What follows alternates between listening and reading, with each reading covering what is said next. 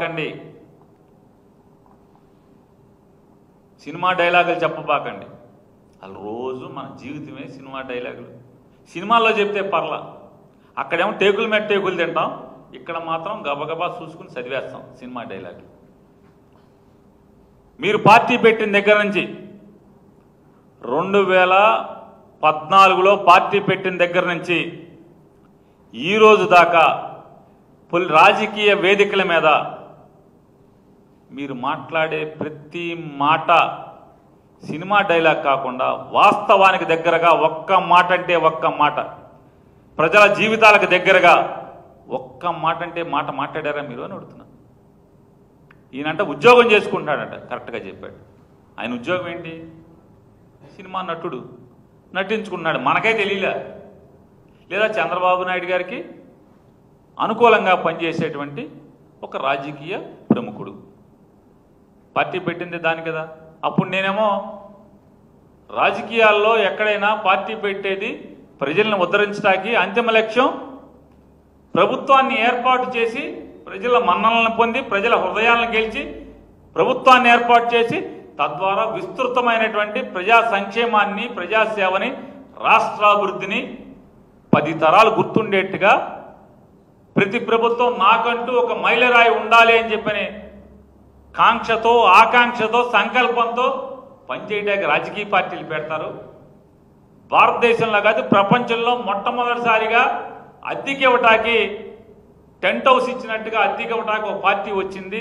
ఇది విచిత్రమైంది అని చెప్పి నేను చెప్తే నన్ను మా వాళ్ళే తెగ బూతులు తిట్టారు. ఇవాళ చెప్పండి మీరు ఏం జరుగుతుంది? ఇవాళ వారు అధికారంలోకి వచ్చారు కదా, రానివ్వడు అంటావు జగన్మోహన్ రెడ్డి గారు. నువ్వెవరు అసలు రానివ్వటాయి? నేను అడుగుతాను పవన్ కళ్యాణ్, నువ్వెవరివే జగన్ని మళ్ళీ అధికారంలోకి రానివ్వనంటాకి? నువ్వెవరివే? సంవత్సర కాలంగా ఎక్కడున్నావు? ఈ రాష్ట్ర ప్రజలకు ఏం చేశావు? ఆర్తులకి, దీనులకి వాళ్ళు అల్లాడుతుంటే నీ రాక్షస ప్రభుత్వం, నీ నరకాసుర ప్రభుత్వం దుర్మార్గాలు చేస్తుంటే ఏం చేస్తున్నావు? ఎక్కడున్నావు? బయటికి రావు. చంద్రబాబు కోసం మాత్రమే బయటికి వస్తావు. ఆయన మీరు 2019లో కూడా చెప్పారు ఇట్లాగే, జగన్ రాడు, రానివ్వను, ఇది నా శాసనం. ఈ సినిమా డైలాగ్ కదా, తమరేగా మాట్లాడింది. వచ్చిందా రాలేదా? అంతిమంగా ఈ రాష్ట్ర ప్రజలు మాత్రమే న్యాయ నిర్ణేతలు. జగన్ని తేవాలన్నా, ఆపాలన్నా, చంద్రబాబుని పాతాళానికి తొక్కాలన్నా, సీటులో కూర్చోబెట్టాలన్నా ఈ రాష్ట్ర ప్రజలదే అంతిమ నిర్ణయం తప్పితే నీకులాగా నాకులాగా ఈ రాష్ట్రంలో ఉన్నటువంటి ఏ గొట్టాంది పాత్ర ఉండదనేది నువ్వు నేను తెలుసుకుంటే మంచిదని చెప్పినది కూడా ఆయనకి చెప్తూ, ఆయన ఏంటంట,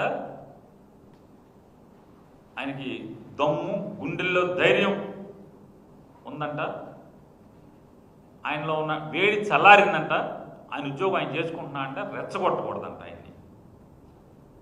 ఎవరు రెచ్చగొట్టాడు? సుగాలి ప్రీతి గారు ఏమైపోయారు?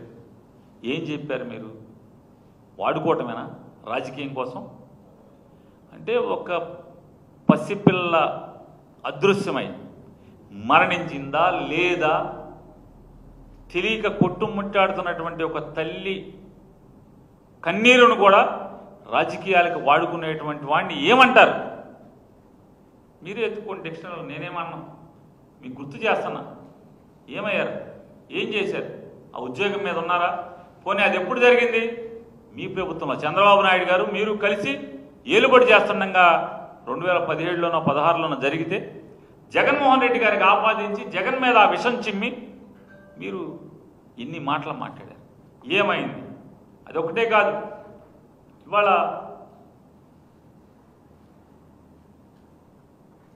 ఆయన అంటాడు పీకల కోస్తాం. ఎవడన్నాడు పీకల కోస్తామని? జగన్ గారు అన్నాడా పీకల కోస్తామని? ఎవరు ఇవాళ పీకలు కోస్తున్నది ఎవరు? ఎవరు ఏలుబడిలో పీకలు తెగుతున్నాయి? ఇవాళ కిరాతకంగా నరరూపు రాక్షసుల్లాగా